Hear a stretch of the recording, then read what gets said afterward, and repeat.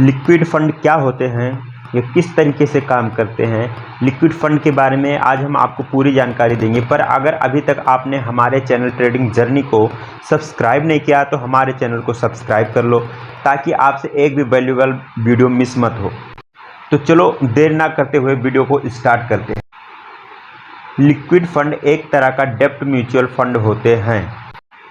Liquid fund हमेशा short term डेब्ट में इन्वेस्ट करते हैं और इन डेब्ट पर जो इंटरेस्ट मिलता है वही लिक्विड फंड का रिटर्न होता है। लिक्विड फंड का जो मैच्योरिटी पीरियड होता है वो 1 दिन से लेकर के 91 डेज का होता है। अब हमें इक्विटी म्यूचुअल फंड और डेब्ट म्यूचुअल फंड दोनों को ही समझना होगा। इक्विटी म्यूचुअल फंड जो होते हैं वो पब्लिक लिस्टिंग कंपनियों में इन्वेस्ट करते हैं और जो डेब्ट म्यूचुअल फंड होते हैं वो गवर्नमेंट्स और कंपनियों की फिक्स इनकम सिक्योरिटीज़ में इन्वेस्ट करती हैं। इनमें corporate bond, government securities, T bill, money market ETC।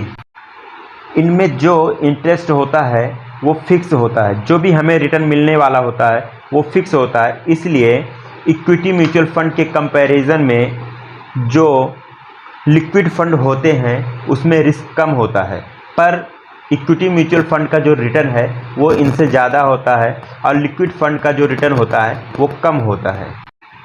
अब समझने वाली बात ये है कि जो महंगाई है ना, मतलब इन्फ्लेशन जो है वो हर साल 5% के हिसाब से बढ़ रहा है।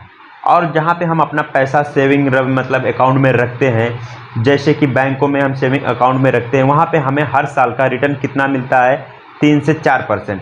तो हर साल हम अपने पैसे की 1-2% वैल्यू कम करते हैं।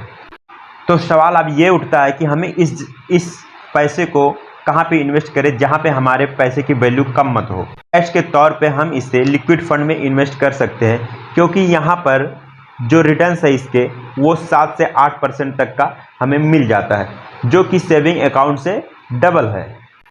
लिक्विड फंड में जो हम पैसा विड्रॉल करते हैं वो 1 दिन में ही हमारे अकाउंट में आ जाते हैं, जबकि इक्विटी म्यूचुअल फंड में जब हम पैसा अपना डालते हैं और उसको विड्रॉल करते हैं तो हमें 2 से 3 दिन का समय लगता है। इसलिए हम इसे लिक्विड फंड भी बोलते हैं।